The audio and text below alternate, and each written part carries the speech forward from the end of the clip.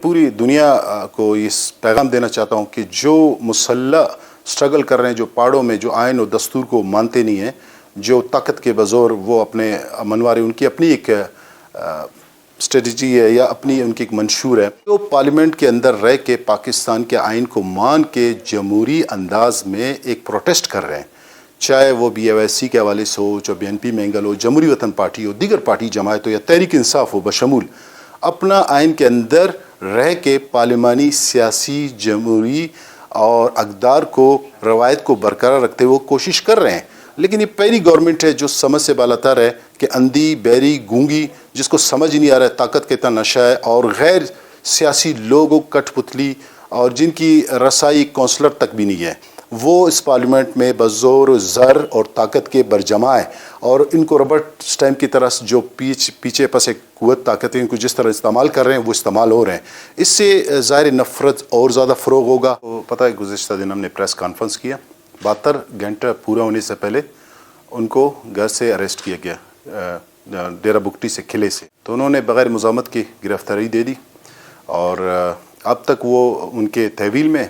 तो हमने वकला पैनल से भी अपनी बात की, वो इस सिलसिले में अदालत में पटिशन भी दायर कर रहे हैं, तो कानूनी चाराजोई कर रहे हैं, जो हमारा राइट बनता है। ज़ाहिर है इस अफरा तफरी में नाइंसाफ़ी के हवाले से जो 47 फॉरम है बेजा ताकत का इस्तेमाल कर रहा है और कानून को अपने पैरों तरे रोंद रहा है। इस सिलसिले में हम अदलिया का दरवाज़ा खटका रहे हैं, उम्मीद अदलिया से इंशाल्लाह हमें इंसाफ मिलेगा।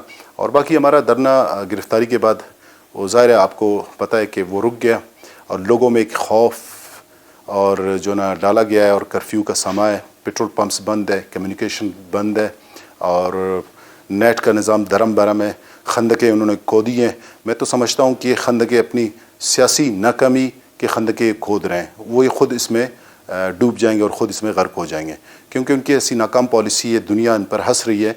और पूरा बलूचिस्तान इस टाइम कॉर्डन ऑफ है गवर्नमेंट की। पहला गवर्नमेंट मैं देख रहा हूँ जो ताकत का इस्तेमाल कर रहा है और अपनी नाकामी को छुपा रहा है, और वो मुकम्मल तौर पे हुकूमत करने में नाकाम हुए हैं। अब लखपास देखे, कोयटा देखे, आस पास जितने भी शहरा हैं उन्होंने तमाम डिस्ट्रिक्ट्स जितने भी थे पूरे पाकिस्तान, पंजाब और सिंध से मुनक़ता किया गया है। आप यकीन करें, हमें तो ये डर है कि कोयटा तकरीबन 40 से 60 लाख की आबादी है, ये कहीं ऐसा ना हो कि खुराक, मेडिसन, मरीज़ और एक किल्लत का बहरान ना हो।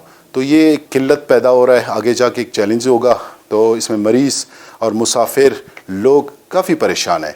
जितना मैं कहता हूँ कि ये नुकसान गवर्नमेंट की तरफ से हो रहा है, किसी की तरफ से नहीं हो रहा है। देखिए, हमने तमाम पार्टियों से रब्ते भी किए हैं, तमाम पार्टियों के साथ है, हमने अपना स्ट्राइक भी दे दिया।